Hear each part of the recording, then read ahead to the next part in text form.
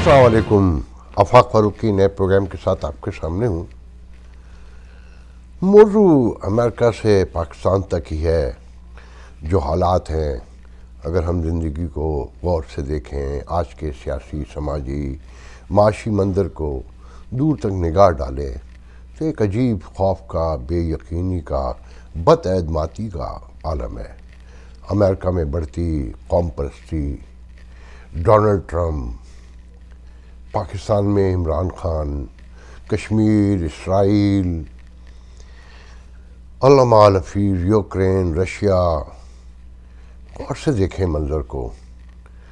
جتنی آج قوموں کے، مذاہب کے درمیان ڈائلاگ کی ضرورت ہے عالمی پیمانے پر، عالمی برادری میں، انٹرنیشنل فورمز پہ، شاید میرے خیال میں کبھی زندگی میں نہیں تھی. کہ میں اور آپ مجھے نہیں پتا آپ کا، میں ان خوش نصیب یا ان بد نصیب لوگوں میں سے ہوں جنہوں نے گدھا گاڑی سے جہاز تک کا سفر کیا ہے، جنہوں نے ٹیلی فون آتے دیکھا ہے، جنہوں نے دیواریں برلن گرتے دیکھی ہے، فال آف رشیا دیکھا ہے، افغانستان، عراق. ایک لمبی طویل داستان ہے. پھر جب سوشل میڈیا آیا، گلوبل ویلیج بنا، ہائی وے انفارمیشن جسے کہا گیا، تو خیال تھا کہ انسانی وحشت جو دنیا کے سارے مذاہب مل کے بھی کنٹرول نہ کر سکے، اس پہ ہم شاید کوئی قابو پائیں گے. لوگ ملے بغیر بھی لوگ ایک دوسرے سے ملیں گے، ایک دوسرے کو سمجھیں گے، جانیں گے، اور تعلقات میں جو پہلے بہت موجود تھا وہ کم ہوگا، انسانیت آگے بڑھے گی. مگر لگتا ہے کہ انسانیت بہت پیچھے جا رہی ہے. جھوٹ در جھوٹ، وحشت، اقتدار، لالچ پریویل کر رہے ہیں جدھر دیکھیے. آج میں جب ڈونلڈ ٹرمپ کو دیکھتا ہوں اور عمران خان کو دیکھتا ہوں تو آپ یقین کریں ایسا لگتا ہے کہ دو مختلف خطوں میں جسم دو ہیں مگر روح ایک ہے. مجھے کیوں نکالا سے فنڈنگ تک،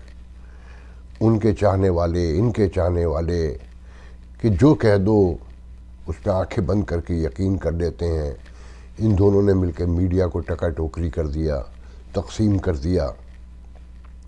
کہ آج یہاں خوف کا عالم ہے کہ آنے والے انتخابات کیسے ہوں گے، خدا نخواستہ خونی تو نہیں ہوں گے. اور پاکستان میں بھی کہا جا رہا ہے کہ اگر انتخابات ہوئے تو خونی ہو سکتے ہیں. علامہ الحفیظ، جتنا سوچتے جائیے، وہ کہتے ہیں نا کہ شعور آپ کو بزدل بناتا ہے. جتنا آپ جانتے ہیں اتنی گھبراہٹ بڑھتی جاتی ہے. آج جو ARY کے ساتھ ہوا، میں دن بھر سوچتا رہا کہ یہ پاسبل ہے ایک کمزور جمہوری حکومت کے لیے، لاکھ اس میں 13 جماعتیں ہوں، مگر جو انسرٹینٹی ہے، جو اکانومی کی سچویشن ہے، جو سوشو پولیٹیکل کیاس ہے، جو اس حکومت کے کھاتے میں ناکامیاں ہیں. تو پھر مجھے بہت دیر کے بعد سمجھ میں آیا جب میں نے سارے چینل کھولے کہ یہ کیسے ممکن ہے کہ بات آزادی صحافت کی ہو اور کہیں سے کوئی ایک آواز بھی نہ ہو. ARY کے دکھ کو ARY کے علاوہ کسی نے شیئر تک نہیں کیا. میرے کچھ دوستوں کا کہنا ہے کہ جب یہ واقعہ سانحہ ہوا تو ایک دو چینلز نے اسٹیکر چلائے، اس کے بند ہونے کے NOC چھینے جانے کی خبر دی، مگر اس کے بعد وہ خبر بھی غائب کر دی گئی، جس سے پتہ چلا کہ نہیں، یہ جمہوری حکومت نے اپنے طور پہ فیصلہ نہیں کیا اور وہ کر بھی نہیں سکتی تھی. اس سے یہ فیصلہ کروایا گیا تاکہ اس کے کھاتے میں اور گناہ پڑے. کل جب اسے گندا کرنا ہو عوامی سطح پر یا اپنے طور پر تو ایک گناہ یہ بھی دکھایا جا سکے اور شرمندہ کیا جا سکے. شہباز شریف، نواز شریف، آصف علی زرداری، آپ، مولانا فضل الرحمان، آج آپ نے تاریخ کا ایک اور بلنڈر کیا کہ یہ اسٹیبلشمنٹ جیسے آپ کو لڑا کے رکھتی تھی، آج اسی طرح میڈیا کو لڑا رہی ہے. اور میڈیا بھی بالکل اسی طرح لڑ رہا ہے جیسے آپ لوگ لڑتے رہے جمہوریت کبھی پنپنے نہیں دی، یہ میڈیا بھی نہیں پنپ سکا، اور آج تو اس کے حالات ایسے لگتے ہیں کہ جیسے پاکستان میں جمہوریت تماشا بن کے رہ گئی ہے، سوالیہ نشان کھڑے ہو گئے ہیں، کوئی اس پہ یقین نہیں رکھتا، آج میڈیا بھی ٹکا ٹوکری کر دیا گیا۔ میں کبھی اے آر وائی سے نظریاتی طور پہ اتفاق نہیں کیا، میری کبھی نہیں بنی، میں بہت سی باتیں نہیں کہنا چاہتا، مگر سلمان اقبال آج آپ سے کہنا چاہتا ہوں کہ آپ نے بھی تحمل کا مظاہرہ نہیں کیا، آپ اپنے مخالفین کے مقابلے میں سب سے کم پیشنس رکھتے تھے، آپ خوش آمدیوں میں گھرے رہے، آپ نے کبھی تنقید برداشت نہیں کی، جیسے عمران خان کو تنقید پسند نہیں ہے، وہ لاکھ کہے کہ میں آزاد میڈیا سے نہیں ڈرتا، وہ آزاد میڈیا سے ہی ڈرتے تھے کہ آج ان کے گرد جو ٹرولرز ہیں، ایک مخصوص ٹرولرز جو ان سے مخصوص سوالات کرتے ہیں اور وہ خوش ہوتے ہیں، ایسی آپ کے ساتھ بھی رہا، جبکہ آپ کے مخالفین میں سننے کا حوصلہ تھا۔ میں آپ سے حلفیہ بیان دیتا ہوں کہ جس طرح آپ اپنے مخالفین کے خلاف بولتے تھے، میری ان سے 100 ملاقاتیں رہی ہوں گی، انہوں نے ایک بار آپ کے بارے میں صرف ایک جملہ کہا کہ بھائی وہ تو سونے کے تاجر ہیں، وہ تو بسکٹ بانٹنا شروع کر دیں گے، ہم ان سے کیسے مقابلہ کر سکتے ہیں، بس اس کے علاوہ انہوں نے کبھی کچھ نہیں کہا۔ آپ کے ادارے کے فرد نے ان کے خلاف کمپلینٹ کی، وہ 9 ماہ اندر رہے، سارے حسابات چکتے ہو گئے بظاہر،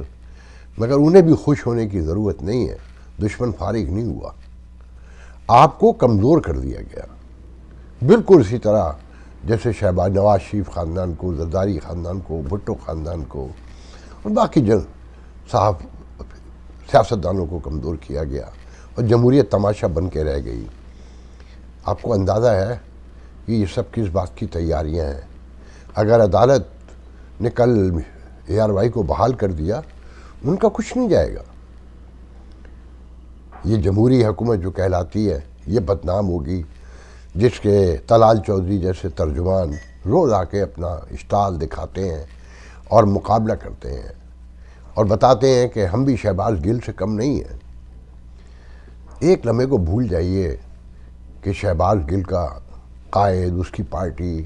کیسے آئے تھے اقتدار میں اور وہ کتنے بڑے فاشسٹ ہیں۔ شہباز گل کی باتوں میں دم تو ہے، کیا وہ گفتگو کا دروازہ نہیں کھولتے؟ وہ باتیں، وہ جملے، وہ فکر، وہ سوچ کیا عوام میں نہیں ہے؟ اور پھر کیا شہباز گل نے اکیلے کہا یا پہلی بار کہا؟ گزشتہ 4 ماہ سے جو ریٹائری کر رہے ہیں، جو ویڈیوز آ رہے ہیں نام لے لے کر باجوہ کی پھانسی کے مطالبات تک، اگر سب غور سے دیکھا جائے تو شہباز، کیونکہ وہ سویلین ہے، وہ سیاست کر رہا ہے، صرف وہی گناہ گار ہے۔ سب جانتے ہیں آپ کہ میں نے شہباز گل کو کبھی ایک اچھے انسان کے طور پہ نہیں پیش کیا، مجھے اس کے صبر، اس کے تحمل اور اس کی برداشت سے کبھی بھی کوئی اطمینان نہیں محسوس ہوا، مجھے دکھ ہوتا تھا، غصہ آتا تھا کہ وہ امریکہ میں پڑھاتا تھا، امریکہ میں رہا ہوا تھا اور دنیا بھی دیکھی ہوئی تھی، مگر اس کا صبر و تحمل، اس کا نظم و ضبط بالکل وہی تھا جو ایک بند، کہنا چاہیے کنویں میں لوگوں کا ہوتا ہے، مگر اس کی باتیں قابل غور ہیں اور وہ باتیں بالکل نئی نہیں ہیں، گزشتہ 75 سال سے یہ باتیں لوگوں کے سینے میں تھیں، یہ سوالات تھے، آئین، قانون، جمہوریت، ان کے حوالے سے ایک ادارے کا کردار ہمیشہ سے بار بار کہہ رہا ہوں، ہمیشہ سے سوالیہ نشانات تھے اس پر۔ سلمان اقبال صاحب، چیزوں کو بہت غور سے دیکھیے کہ آپ کے ساتھی میڈیا نے ہی آپ کو مجبوراً، ضرورتاً کسی مخالفت میں نظر انداز نہیں کیا، صرف آپ کے ٹیلی ویژن پر آپ کے حق میں بولنے والے، اس سانے پر ریئیکشن دینے والے کون ہیں؟ وہی ٹوٹل پی ٹی آئی کے لوگ، وہی پی ٹی آئی کے سپورٹر، لائرز، باقی پوری سول سوسائٹی، باقی سیاستدان، سیاسی پارٹیاں کہاں ہیں؟ وہ کیوں نہیں آتی ہیں آپ کے اسکرین پر؟ آپ کی حمایت کے لیے سارے نامور صحافی، دانشور، ادیب کیوں نہیں نظر آپ کے ساتھ کھڑے ہوئے ہیں اس وقت؟ غور کیجئے گا، ٹیلی ویژن بہت نظریاتی ہوتا ہے، صحافت بہت نظریاتی ہوتی ہے، کوئی نیوٹرل نہیں ہوتا، یہ درست، مگر صحافت سماج کا آئینہ ہے، وہ پورا سماج دکھاتی ہے، وہ ایک چہرہ نہیں دکھاتی، ایک چہرے کو سماج قرار نہیں دے سکتی۔ غور کیجئے گا ان باتوں پہ۔ میری دعا ہے کہ آپ کے یہ مشکل دن ختم ہو، آپ کا اسکرین دوبارہ روشن ہو پاکستان میں، مگر آپ کے لیے اس میں بڑا سبق ہے۔ آج جو ہو رہا ہے نا، یہ میڈیا کو، یہ جمہوریت کو، یہ سول سوسائٹی کو، یہ سماجی آزادیوں کو ختم کرنے کے لیے ہو رہا ہے کہ شاید کوئی پلان تیار ہو گیا ہے۔ سب کو نظر آ رہا ہے کہ انتخابات نہیں ہوں گے، اور اسٹیبلشمنٹ نے طے کر لیا ہے کہ عمران خان کو نہیں آنے دینا ہے، نشان عبرت بنا دینا ہے، چاہے وہ لاکھ لابنگ فرم ہائر کر لیں یہاں، وہ لاکھ امریکہ سے تعلقات درست کر لیں، مگر جو کدورتیں، جو نفرتیں، جو اشتعال، جو غصہ، اور جو اتھارٹی کو ان کی چیلنج کیا گیا، جو 75 سال سے اپنی مثال آپ ہے اور ان چیلنجیبل ہے، پہلی بار کسی نے ان کی اتھارٹی کو اتنے بڑے پیمانے پہ چیلنج کیا ہے، وہ پورا قلعہ ایک دم گرتے ہوئے دیکھ سکتے ہیں؟ نہیں، یہ ممکن نہیں ہے۔ اور پھر اس کے ہاتھوں جسے وہ کندھے پہ دولہا بنا کر بٹھا کر لائے ہوں، یہ ممکن ہی نہیں تھا۔ خان صاحب نے بھی وہی جلدی کی جو نواز شریف کرتے رہے، بالکل ویسے ہی ان کے کندھے پر بیٹھ کے آئے اور آنکھیں دکھانی شروع کر دیں۔ وقت لگتا ہے طاقت سے، طاقت کے ساتھ نمٹنے کے لیے پھر اتنی ہی طاقت بھی چاہیے، یا پھر قریب رہ کر سچائیاں دکھا کر، اپنا ورک دکھا کر، لوگوں کو قریب لا کے، ٹرولنگ کر کے نہیں، جھوٹ بول کر نہیں، دھوکہ دہی کر کے نہیں، ہم ہر معاملے میں فاشزم دکھا کے، یہ ممکن نہیں ہے۔ اگر فاشزم سے مقابلہ ہے تو جو جمہوریت پسند ہیں، جو آزادیوں کو پسند کرتے ہیں، جو سچ سے پیار کرتے ہیں، وہ خاموش ہو کے کونے میں بیٹھ جائیں گے، یا ان دونوں کا گھیراؤ کر لیں گے۔ میں پاکستانی میڈیا سے کہوں گا کہ وہ اس ظلم کے خلاف نکلیں، اسے ایزی نہ لیں۔ آج ایک پر حملہ ہوا ہے، کل دوسرے پہ ہوگا، پھر تیسرے پہ ہوگا، ایک ایک کر کے گرایا جائے گا،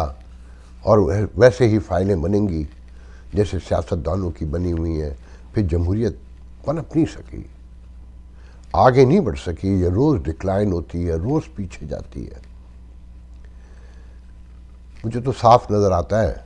کہ آنے والے دنوں میں کوئی قومی حکومت بننے جا رہی ہے کہ خان صاحب نے معاملات اتنے خراب کر دیے ہیں، بات چیت کے سارے دروازے بند کر دیے، اور بالکل حالات وہاں پر ہیں کہ جب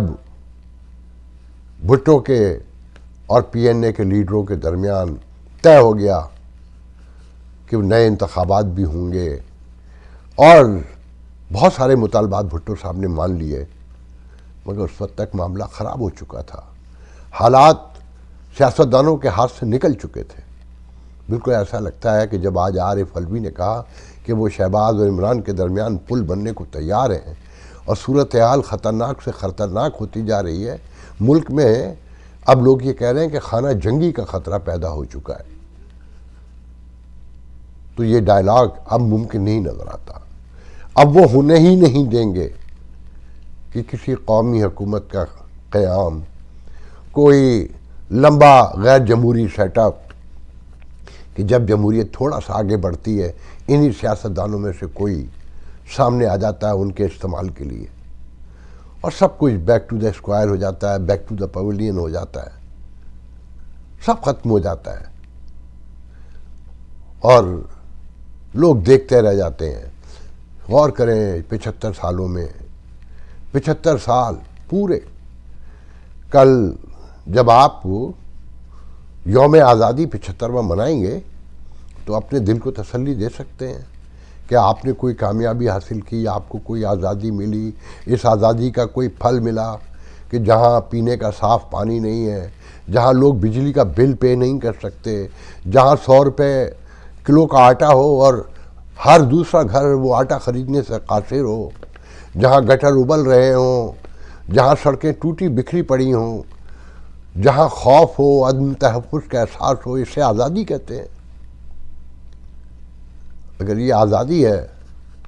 تو مجبور، محقور، قلعہ بند لوگ کیسے ہوتے ہوں گے؟ کبھی غور کیجئے گا ان باتوں پہ۔ پہلی آزادی یوم آزادی ہے جس پر لوگ انتہائی خوفزدہ ہیں